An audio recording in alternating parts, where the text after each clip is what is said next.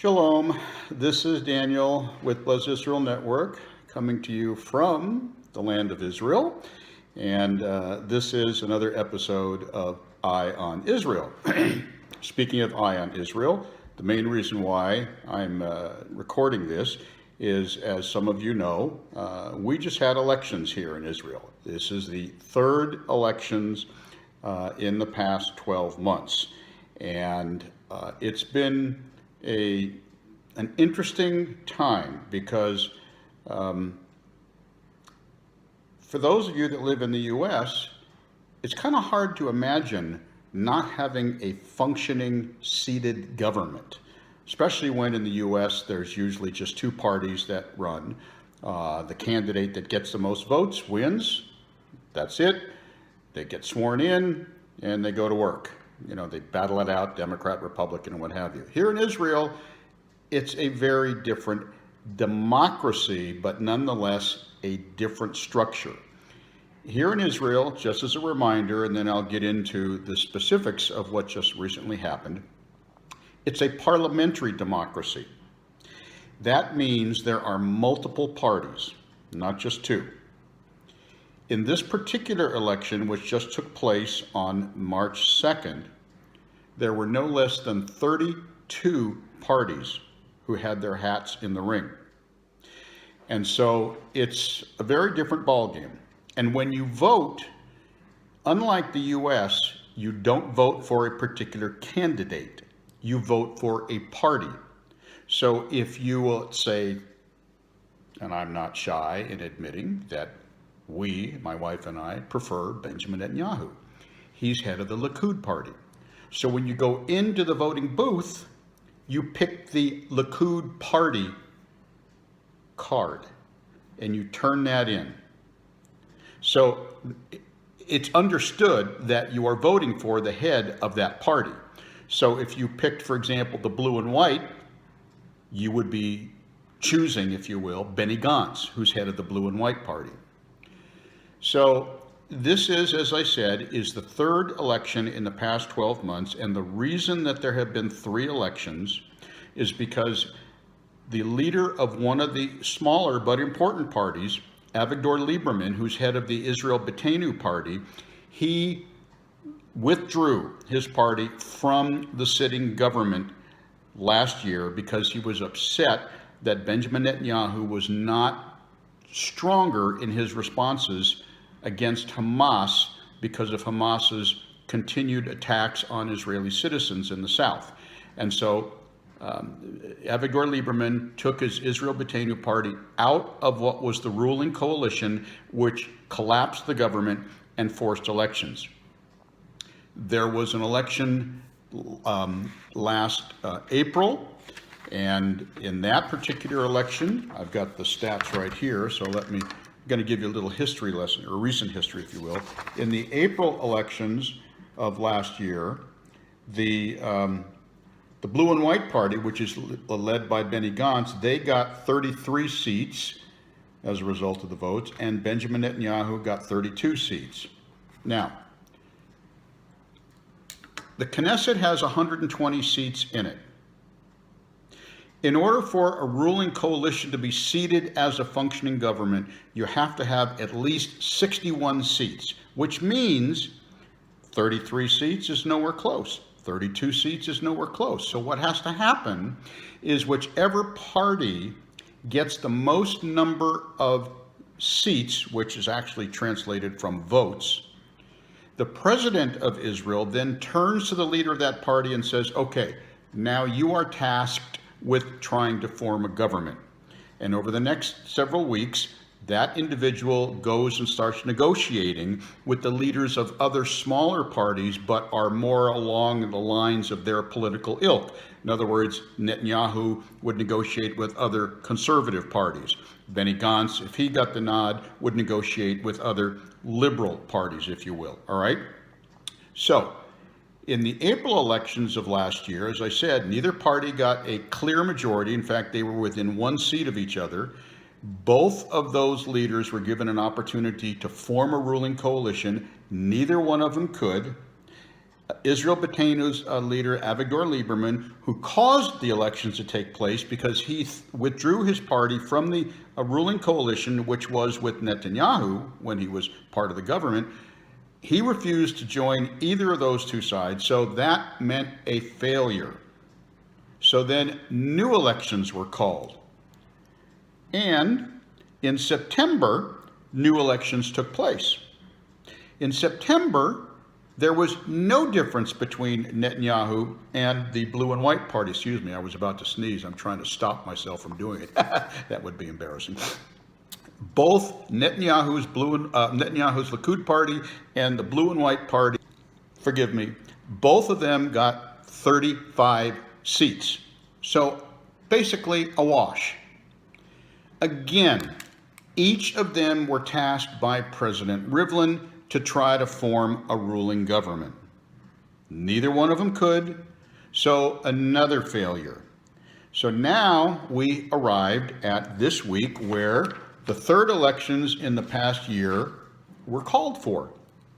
So let me give a little, I guess you would say, perspective on this. Keep in mind, last year when they had the two elections, okay, it was clear that Benjamin Netanyahu did not enjoy the overwhelming support that he had in previous elections. Henceforth, Blue and White was really giving him a run for his money. Then in November, the Attorney General of the State of Israel announced that he was filing charges against Prime Minister Netanyahu on corruption, etc., etc. Many people thought that was going to be the end of Benjamin Netanyahu's political career. Well, we needed to think again, because Benjamin Netanyahu feels like President Trump, who had impeachment charges filed against him by the cuckoo Democrats, and it all proved to be for nothing, a total waste of time and taxpayer money. Millions and millions of dollars were spent to try to convict President Trump, if you will. Clearly, there was no merit to it. That was the end of the story. President Trump actually appears to be stronger than ever. Now, back to Israel. In November, the Attorney General filed charges against Benjamin Netanyahu. Most people felt, that's it, he's going to resign, or, he's basically going to be shamed out of office, or what have you. Benjamin Netanyahu made it clear there is no merit to the charges, and he refused to resign.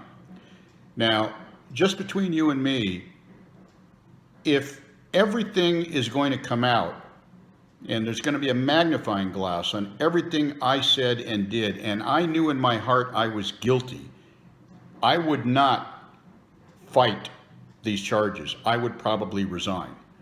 It seems to me Benjamin Netanyahu feels quite strongly that there is no merit to these charges, and he hasn't done anything illegal, and so he's choosing to fight those charges.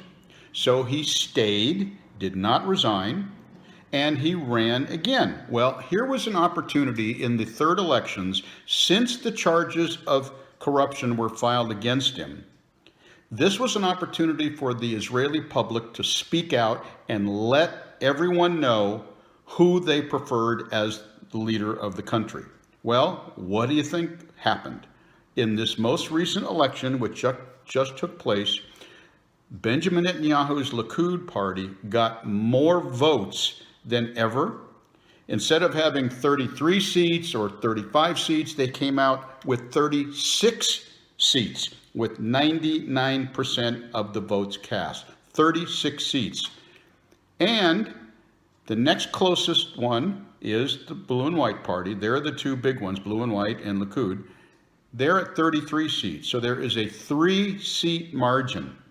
And in Israel, when you have two main parties as the leaders duking it out with each other, a 3-seat margin is quite significant. So it seems to me that the Israeli public wants nothing to do with these corruption charges against Netanyahu, and that they want him to lead the country. The people have spoken. 99% of the votes are in. So now, does that mean that he has won the election? Yes, it does mean that he has won the election.